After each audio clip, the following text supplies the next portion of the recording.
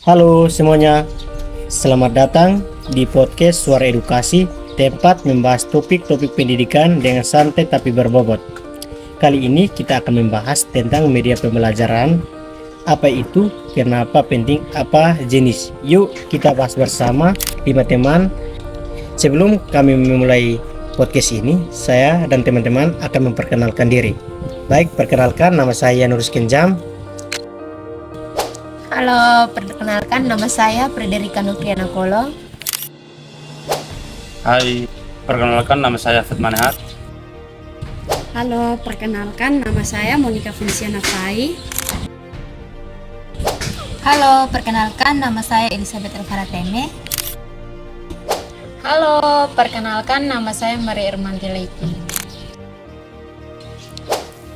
Oke, sudah cukup perkenalkan, saatnya kita akan memulai podcast.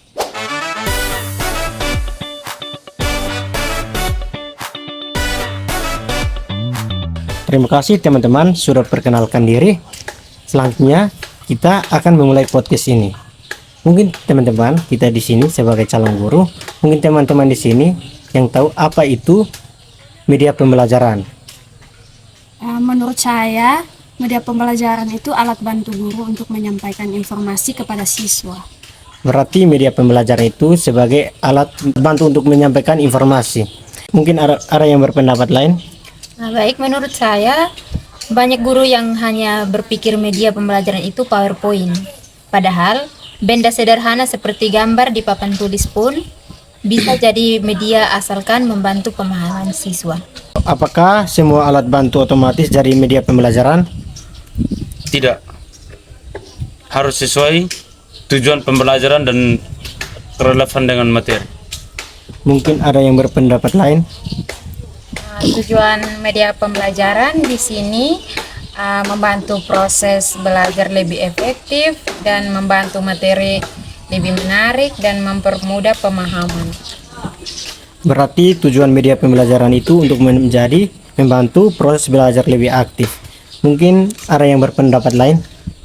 Kalau dari saya itu tujuan utama media pembelajaran bukan sekedar menarik perhatian, tapi meningkatkan kualitas pemahaman siswa.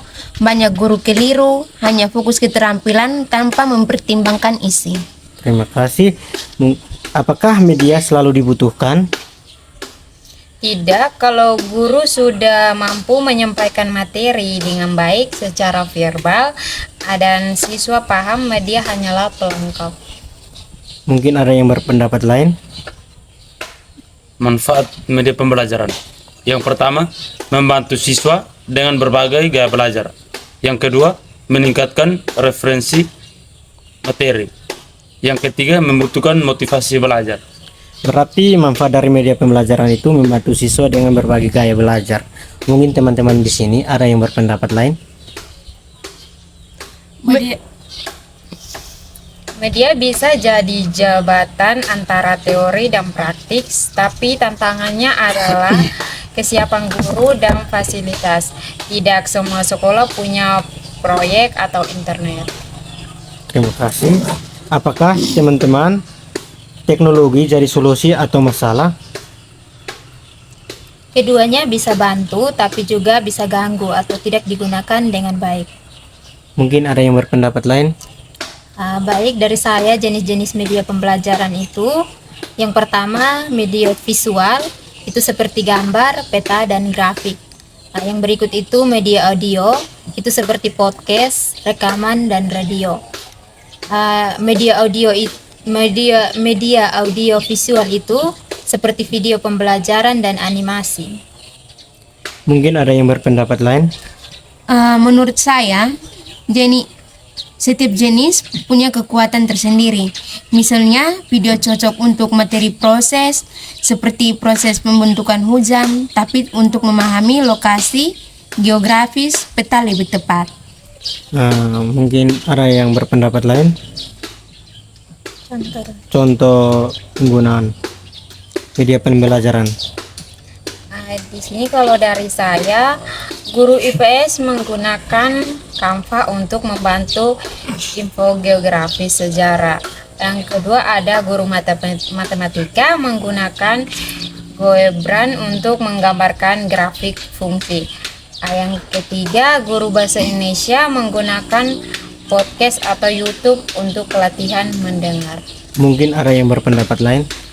Saya melihat guru yang berani bereksperimen dengan media sering lebih berhasil. Membuat siswa aktif, tapi harus ada pelatihan agar guru tidak kebingungan.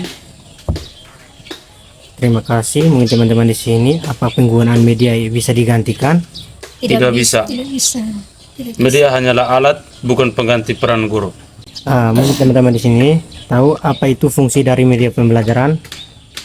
Kalau menurut saya, fungsi itu ada sebagai alat komunikasi untuk pendidikan, ada juga meningkatkan motivasi belajar.